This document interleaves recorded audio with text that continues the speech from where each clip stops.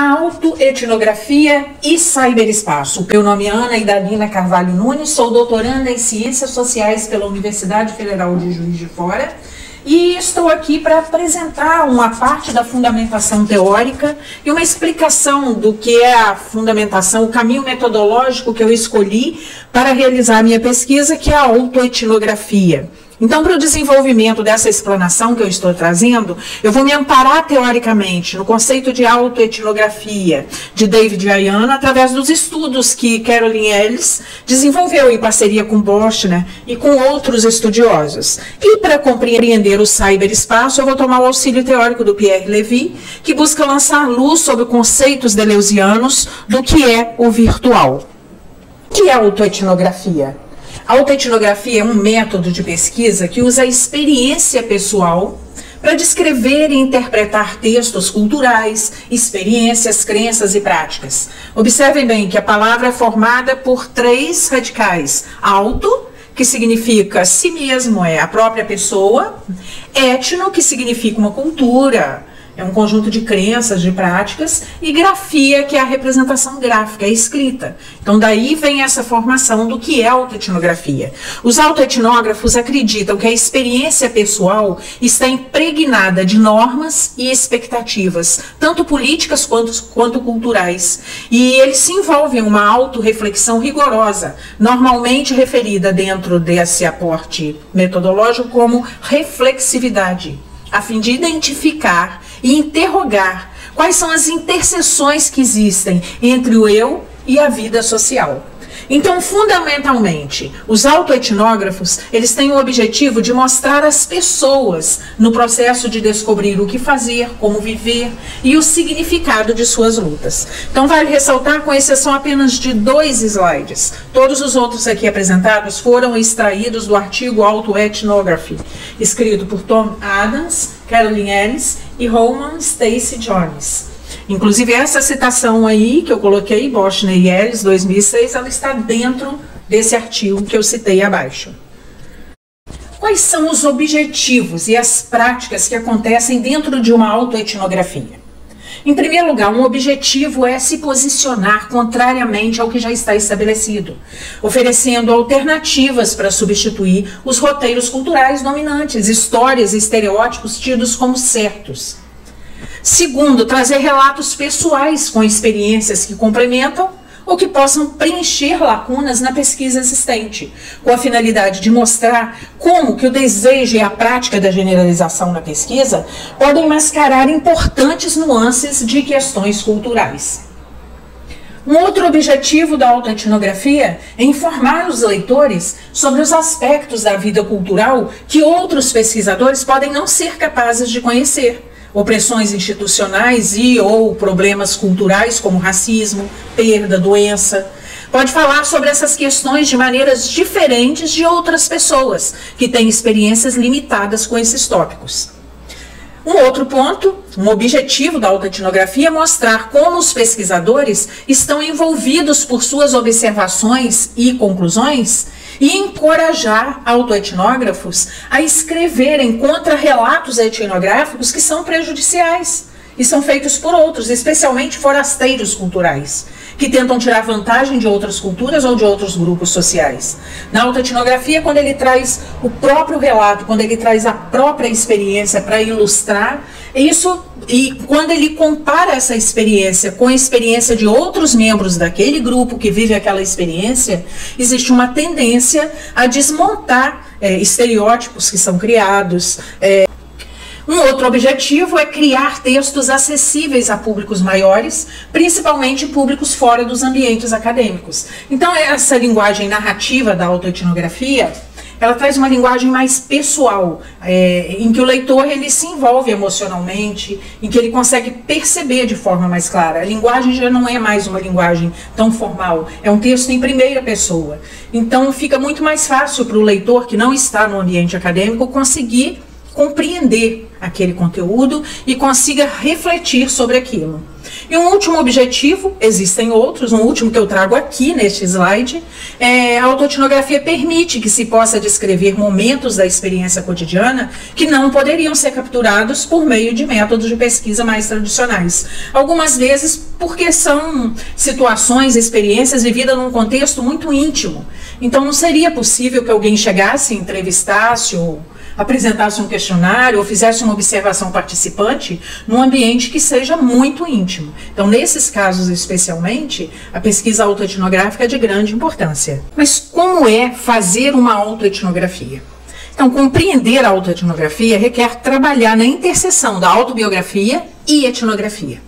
Quando nós fazemos uma autobiografia ou escrevemos sobre nós mesmos, frequentemente nós chamamos na memória retrospectiva para refletir sobre experiências passadas. Conversamos com os outros sobre o passado, examinamos textos, fotografias, diários pessoais, buscando a lembrança de situações que possam contribuir para a construção da nossa narrativa. Nesse processo de busca, até mesmo pode ocorrer a consulta de notícias relevantes, blogs e outros arquivos relacionados a eventos da vida. Com todo esse material em mãos, então nós passamos à escrita dessas experiências, construindo um texto que usa princípios da contação de histórias, com todos os recursos do texto narrativo, como, por exemplo, o desenvolvimento de personagens, a tensão dramática, diálogos, com a finalidade de criar representações evocativas e específicas da cultura que possam levar ao público a sensação de como é estar presente dentro daquela experiência. Então, nós entramos no campo cultural por um longo período de tempo, anotamos no diário de campo os dados sobre a nossa participação, entrevistamos outros membros do grupo para saber sobre as suas experiências, pensamentos e sentimentos também. Essas informações ajudam a situar a experiência da autoetnografia dentro da experiência do grupo, o que geralmente vai trazer descobertas bastante importantes. Então, quando nós fazemos etnografia, nós observamos, participamos e escrevemos sobre uma cultura ou sobre uma experiência cultural. Tá, que tipo de autoetnografia você pode desenvolver? Você pode falar, por exemplo, como no meu caso, como é ser gamer. É uma experiência que eu só consigo relatar vivendo. Eu não posso simplesmente entrevistar os gamers sem... Eu não conheço sequer a linguagem. Você tem que saber a linguagem do jogo. A única forma de saber é estando dentro do jogo.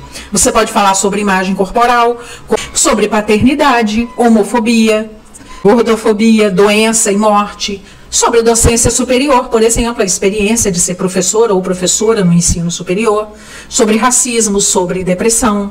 Então, geralmente, você vai pegar algum problema que ele não é abordado de uma forma direta, muitas vezes é abordado com certo preconceito mesmo, ou com uma visão um pouco deturpada. Então, você vai pegar aquela experiência que você tem naquela determinada área e vai trazer para a pesquisa. Mas quando eu digo autoetnografia, ele não vai falar apenas da experiência dele. Especialmente dentro das ciências sociais, é muito importante essa comparação da minha experiência com a experiência de outros membros do grupo, mas também a contextualização dessa experiência dentro do momento que nós vivemos e dentro da sociedade. Então isso é muito importante. Quais são os tipos de autoetnografia que podem ser desenvolvidos? Aí, dependendo da área de estudo, você vai ter um tipo que vai ser mais adequado. Por exemplo, o primeiro tipo de autoetnografia é o imaginativo criativo. Representa o tipo mais inovador e experimental, e as publicações desse estilo têm incorporado poesia, diálogos performativos, todos baseados na autobiografia dos pesquisadores. Então, numa pesquisa relacionada ao campo da arte, muitas vezes até o campo da literatura, né? Esse tipo de autoetnografia imaginativo criativa, ele é muito utilizado. Segundo tipo de autoetnografia, realista descritiva. Esse estilo busca descrever a experiência do pesquisador por meio de uma narrativa, integrando detalhes que vão ajudar o leitor a construir nas suas mentes a realidade que ali foi descrita. O terceiro tipo de autoetnografia é a autoetnografia confessional emotiva.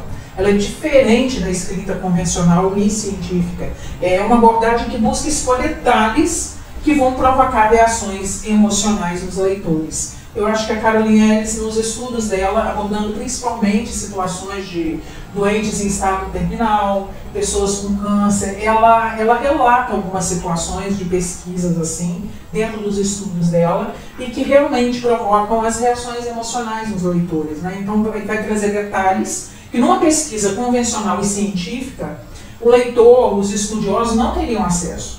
Tá. E por fim nós temos o tipo 4, que é a autoetnografia analítico-interpretativa, que é uma abordagem acadêmica típica comum na pesquisa das ciências sociais, porque ela suporta a análise e a interpretação sociocultural.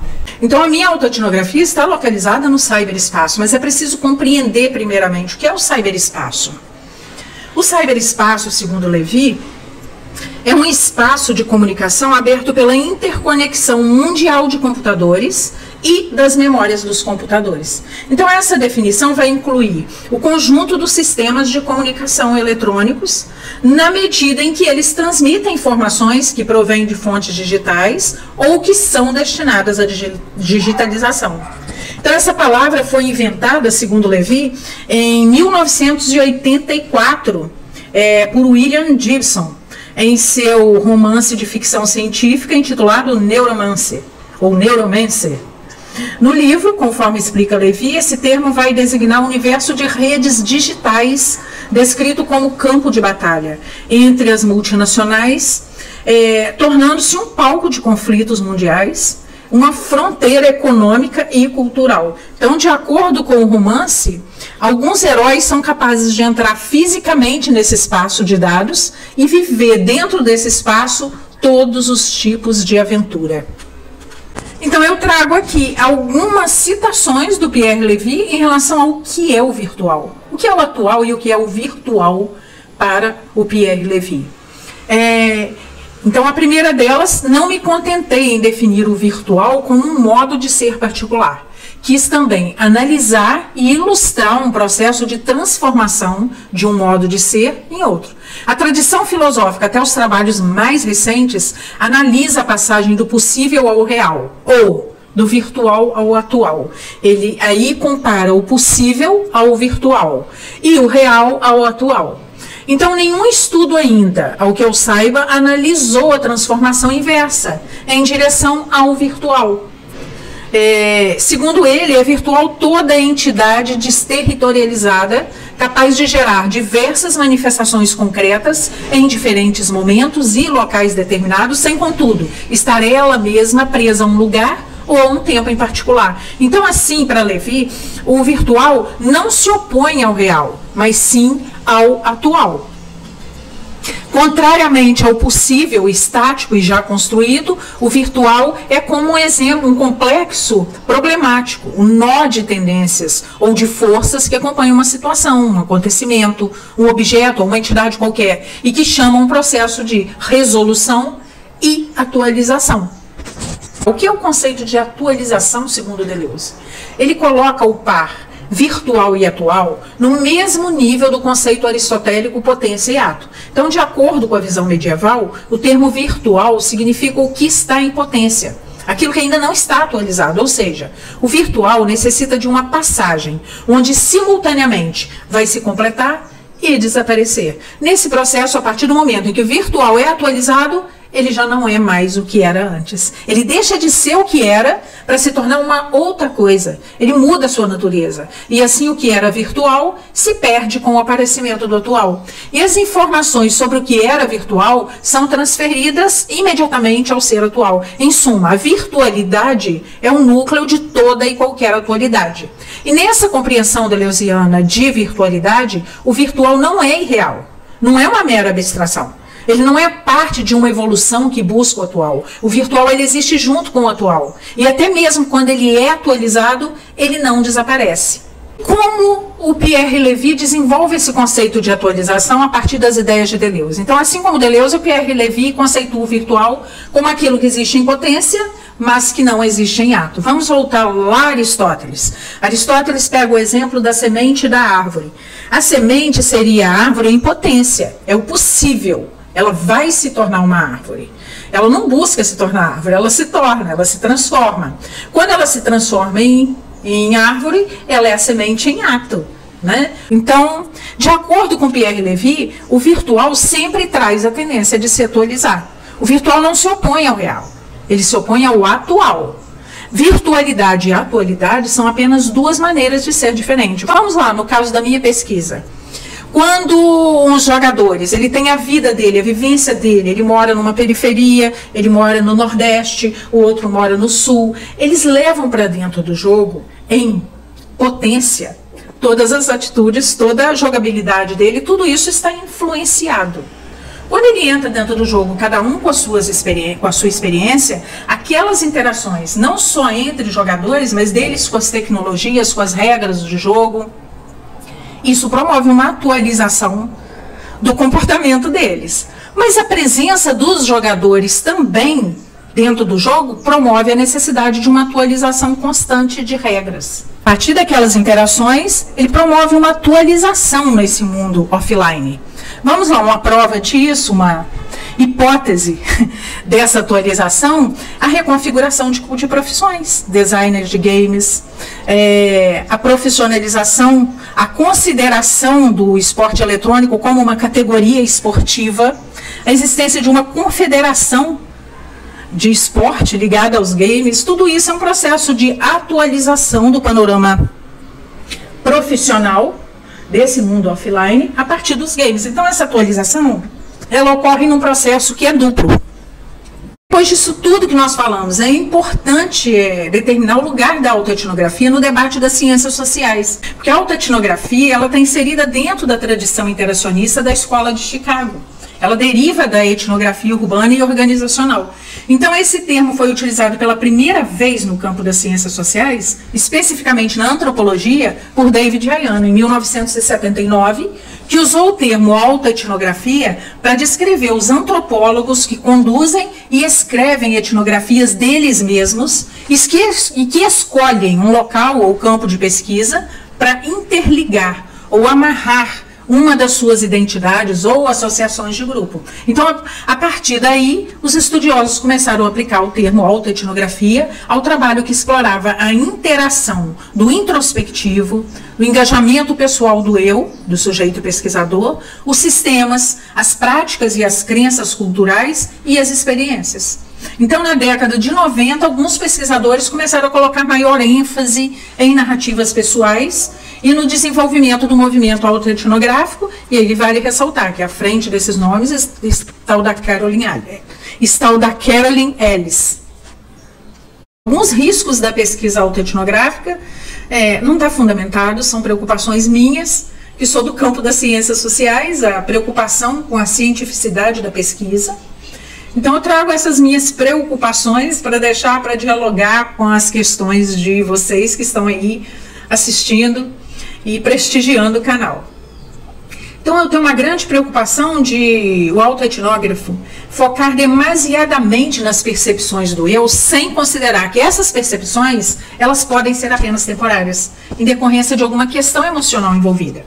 Especialmente em autoetnografias desenvolvidas nesse período da pandemia, eu creio que muitas pessoas, muitos de nós, a maioria de nós, estamos com as nossas percepções um pouco alteradas por causa do grande estresse emocional de aulas online.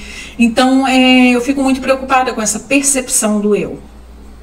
Um segundo ponto que me preocupa é deixar em segundo plano o papel do pesquisador, levando a experiência autoetnográfica muito para o campo da narrativa literária. Em outras palavras, do autoetnógrafo se sentir muito mais escritor do que o estudioso de uma questão que foi escolhida a partir do estudo da própria experiência.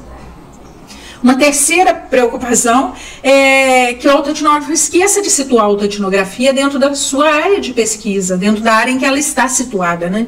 Eu acho isso de extrema importância.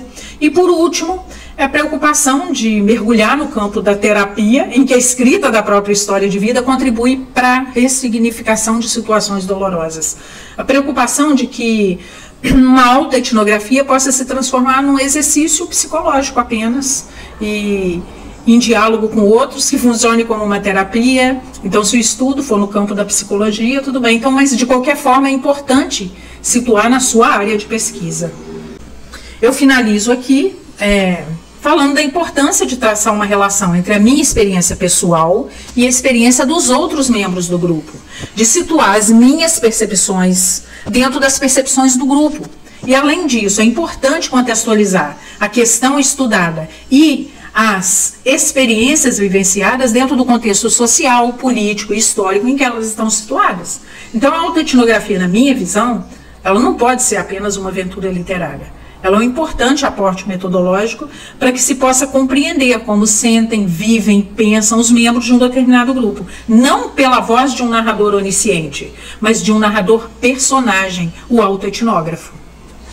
Por fim, eu trago as referências em que eu me baseei, as leituras nas quais eu me baseei para a produção desta videoaula, e finalizo agradecendo a você pela atenção de estar aqui compartilhando comigo essa pesquisa, porque dizem que a pesquisa é um movimento solitário, mas quando eu trago para aqui, para compartilhar com você e você assistir até o final, isso é muito agradável. A pesquisa está situada no campo da antropologia digital, é financiada pela FAPEMIG e tem como título provisório Online e Offline, o processo de atualização dos dois mundos a partir das interações sociais no game do gênero Battle Royale e o Free Fire. Para a realização da pesquisa está sendo utilizada como aporte teórico a autoetnografia dentro da Guilda Supra. No jogo eu sou SPR Lua. Meu orientador é o professor Dr. Carlos Francisco Pérez Reina. Muito obrigada pela atenção. Até a próxima.